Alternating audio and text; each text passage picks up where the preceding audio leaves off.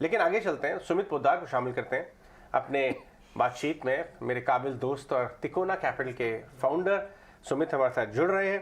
Sumit, good afternoon, बहुत दिनों बाद बात हो रही है। एक जी बार के गुड लिए क्या लग आफ्टरनून। रहा है, बल्क ऑफ द मंदी हो चुकी है या कह नहीं सकते, जी अभी डाउनसाइड ओपन है जिस हिसाब से ग्लोबल बातें निकल के आ रही हैं? जी good afternoon Ajay, after a long time. Good afternoon to Priyanka and Mansi भी। Thanks a lot for inviting इस शो पे। uh, मैं अभी आप लोगों की बातें सुन रहा था इन टर्म्स ऑफ कि कैसे आफ्टर द मंदी जो सपोर्ट ले रहा है मार्केट, जो बहुत अच्छी साइन है एक्चुअली देखा जाए तो। देखिए, कभी भी कोई भी मार्केट जो होता है, फर्स्ट वो रिएक्ट करता है अननोन अननोन पे। जैसे इन्फ्लेशन, इंटरेस्ट रेट और रिसेशन की बातें हो रही थी ग्लोबल लेवल पे, एंड जब जब वो अनफोल्ड हो रहा है तो ये इस तरह की गिरावट देखी जा रही है। But within that India जो आउट परफॉर्म हो रहा है सब देख ही रहे हैं, नो डाउट। एंड स्पेशली जो जो एक्शंस हमारे गवर्नमेंट ने कोविड के टाइम पे लिए थे, अब उनका बेनिफिट दिख रहा है। जहां पर उन्होंने पैसे नहीं बांटे थे, टारगेटेड मैनर में सब चीजों को हैंडल किया था, वही डिफरेंस आज दिख रहा है। इंडियन मार्केट जो ऊपर से जस्ट 18% करेक्ट हुआ है compare to many other markets which have corrected almost 30-35%. So I totally agree with you, Ajay ji, ke Indian market are looking much better than many other global markets. And देखिए, from a expectation of the macro parameters की जो expectations है, अब काफी हद तक लोगों को पता चल चुकी है। इट इज जस्ट दैट के लास्ट में कहां पर जाकर वो चीज बॉटम आउट होती है, उस चीज का इंतजार करना चाहिए।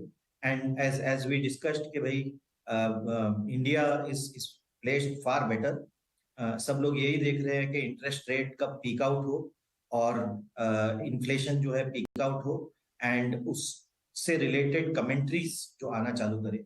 Already lead indicators in terms of crude जो आप बहुत एक्टिवली ट्रैक करते हैं, एंड प्लस काफी कुछ कमोडिटीज हैं, ऑलरेडी काफी कुछ करेक्ट हो चुकी है। सिमिलरली जो फ्रेट रेट्स है, ग्लोबल शिपिंग फ्रेट रेट्स, वो सब भी काफी टॉप से काफी कुछ करेक्ट हो गई है। नॉर्मलाइजेशन का माहौल है, नंबर्स में दिखने की देरी है।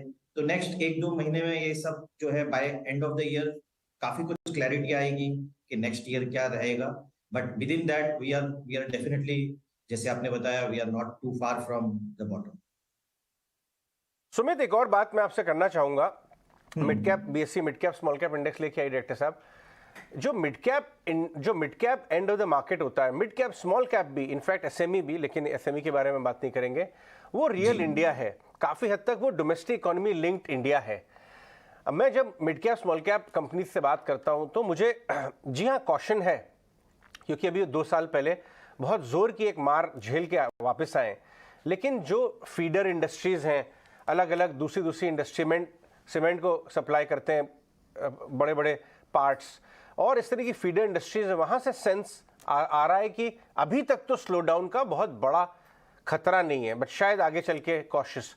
तो ये जो mid cap domestic oriented space है, यहाँ पे ज़्यादा एक्टिव होना चाहिए या आपको लगता है कि लार्ज कैप्स की तरफ ज़्यादा झुकना चाहिए? देखिए, आई थिंक जिस तरह से मार्केट जो कोविड में बॉटम करके अब जो उछाल लेके वापस नेक्स्ट करेक्शन पे आया है, अब स्टॉक स्पेसिफिक या बिजनेस स्पेसिफिक ज्यादा जाना चाहिए। इसमें हमें मिड कैप और लार्ज कैप का डिफरेंशिएशन से ज्यादा हमें इस चीज पे ध्यान देना चाहिए कि कौन सी कंपनियां जो हैं या कौन से प्रमोटर्स जो है अपने धंधे पे कितना मनोबिलिटी ला रहे हैं। जैसे जस्ट बिकॉज ग्लोबल मंदी है, कोई प्रमोटर बैठ जा रहा है या फिर ये बोल रहा है कि नहीं मंदी है तो लेट मी, मैं क्या अपॉर्चुनिटीज देख सकता हूँ, क्या मैं यूरोप में अगर गैस की कॉस्ट ऊपर जा रही है तो क्या मैं ऐसी चीजें बना के यूरोप में भेज सकता हूँ जहां पे मैं अपना मार्केट शेयर बढ़ा सकता हूँ। सो आपने बहुत करेक्टली कहा कि काफी कुछ मिड कैप स्मॉल कैप कंपनियां जो हैं वो अभी भी डिमांड पे इतना उनके इशू नहीं आ रहा है। प्राइमरली उसका कारण ये है कि अगर वो कोविड जैसी महामारी ऑलरेडी सह चुके हैं, तो वो वर्ष देख चुके हैं, और वर्ष देखकर अब वो सीख चुके हैं कि कैसे अनसर्टेनिटी को हैंडल किया जाए। एंड उसमें जो प्रमोटर्स उभर के आ रहे हैं, वो नेक्स्ट बुल रन के विनर्स रहेंगे इन आर व्यू। सो देखिए, कंज्यूमरिज्म जैसी जो ट्रेंड है, वो I think will do very well in the new bull run that is likely to come. Formalisation जो ट्रेंड है, वो भी काफी अच्छा करेगा। प्लस ये जो ग्लोबलाइजेशन हो रहा है, जो हालांकि वर्ल्ड में काफी कंट्रियां डीग्लोबलाइज हो रही हैं, इन द सेंस उनको रोका जा रहा है, रिस्ट्रिक्ट किया जा रहा है टू एक्सपोर्ट एंड टू माल अपना ग्लोबल ट्रेड में डालने की। बट अनलाइक इन इंडिया, ये चीज जो है वो बढ़ रही है बिकॉज ऑफ पीएलआई स्कीम्स या एक्सपोर्ट ओरिएंटेड स्केल जो लाने की कोशिश की जा रही है गवर्नमेंट की तरफ से। तो ये सारी चीजें जो है नेक्स्ट बुल रन के लिए काफी हेल्पफुल रहेगी। एंड काफी कंपनी स्पेसिफिक जाना चाहिए, कितने कुछ सेक्टर्स है बेनिफिट करेंगे। जैसे बैंकिंग जैसे सेक्टर की बात करें अगर, तो यहाँ पर क्रेडिट ग्रोथ इंप्रूव हो रही है, but at the same time within sector भी हमें काफी सिलेक्टिव जाना चाहिए। जहाँ पे just to give an example, ICICI bank digitalization में is doing better than many other large private banks. तो ये जस्ट एक एग्जांपल के तौर पे दे रहा हूँ एक तरह से। एंड सिमिलरली अगर कंजम्पशन में देखें, क्यूएसआर बहुत अच्छा कर रहे हैं because they are riding on the technology as well as वो कंज्यूमर प्रेफरेंसेस बहुत अच्छे से समझ रहे हैं। तो just these were the examples जो हमें प्ले करने चाहिए। ये नेक्स्ट 1-2 मंथ्स या 3 मंथ्स की जो ग्लोबल अनसर्टेनिटी आ रही है, उनमें हमें ये सब चीजें काफी अच्छे वैल्यूएशंस पे मिलेंगी। And eight the same time in सब कंपनियों के प्रमोटर्स जो हैं, उन्होंने काफी कुछ सीखा है in the last 2-3-5 years, and उन चीजों का इम्प्लीमेंटेशन होगा। और आई थिंक इंडियन कंपनीज जो है वो ग्लोबल स्केल पे काम करेंगी। Absolutely, Sumit.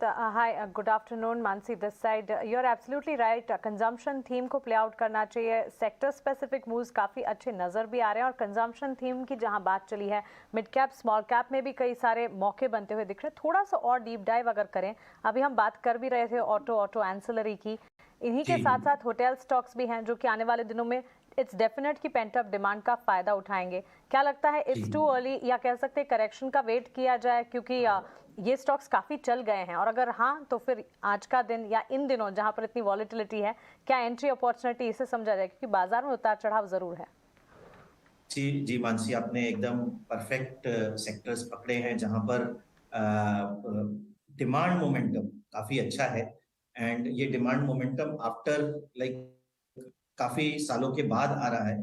एंड इसमें हुआ क्या है, देखिए, जब भी कोई अनसर्टेनिटी आती है, बिजनेस अनसर्टेनिटी आती है, तो कुछ बिजनेसेस जो होते हैं वो और स्ट्रांग हो जाते हैं। जैसे आपने होटल्स की बात की, ड्यूरिंग कोविड काफी होटल्स और काफी मे बी स्टेइंग प्लेसेस जो है आउट ऑफ बिजनेस चले गए। एंड इसी वजह से हमें देख रहे हैं कि पेंट अप डिमांड जो है इन सबको हेल्प कर रही है। सिमिलरली अगर क्यूएसआर स्पेस देखा जाए, तो काफी कुछ मॉम एंड पॉप स्टोर्स जो छोटी हुआ करती थी, वहां से दे आर काइंड ऑफ उन्हें अपना मार्केट शेयर गेन हो रहा है।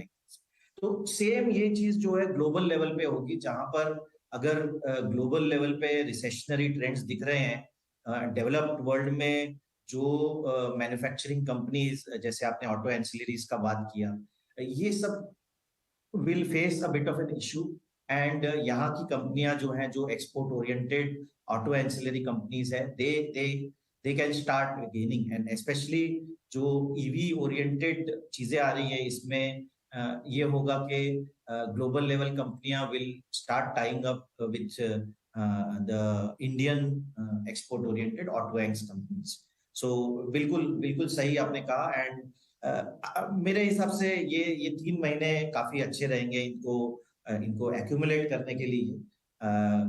अनसर्टेनिटी खत्म हो गई है ऐसा नहीं बोला जा सकता है। एट द सेम टाइम हमें प्रिडिक्ट करने से ज्यादा अच्छा है कि प्लान करना चाहिए या प्रिपेयर करना चाहिए अपने आप को। एंड इसी से हम नेक्स्ट बुल रन का पार्टिसिपेशन कर सकते हैं। Sumit, good afternoon. तो नेक्स्ट बुल रन की जब हम तैयारी कर रहे हैं और आप प्रिपेयर की बात कर रहे हैं, तो अब कौन से स्टॉक्स होंगे जो पोर्टफोलियो में ऐड करने चाहिए? सेक्टर्स कौन से हैं जो आपके रडार पे सबसे ऊपर है? जैसे ऑलरेडी कुछ थीम्स जो है हमने डिस्कस की। इनिशियली फर्स्ट हमें ये कंज्यूमरिज्म वाली थीम बहुत अच्छे से पार्टिसिपेट करना चाहिए। सिमिलरली कंज्यूमरिज्म में स्पेशली जो QSRs है या फिर अपैरल ओरिएंटेड या फुटवेयर ओरिएंटेड कंपनियां हैं, इनको लेके अपना पोर्टफोलियो बिल्ड करना चाहिए।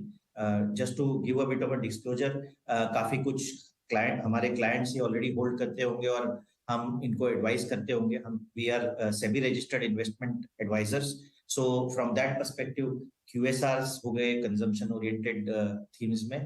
सिमिलरली जैसे ग्लोबलाइजेशन या फॉर्मलाइजेशन वाली थीम की बात की हमने, ऑटो एंसिलरी स्टॉक्स जो है that can benefit a lot, and financialisation is going to be a very large theme. जो प्राइवेट बैंक्स ओरिएंटेड थीम्स हो गई, whether it be ICICI bank, Axis bank and similarly IndusInd bank can be मतलब ये काफी beneficiary होंगे of the economy as well as participation in building the nation for the next bull run.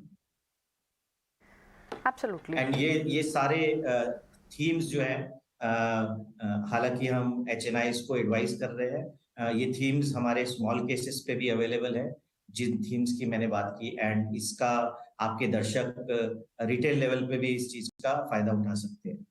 बिल्कुल सुमित, बहुत बहुत शुक्रिया आज हमसे बात करने के लिए। सुमित पोद्दार, तिकोना कैपिटल के कंज्यूमर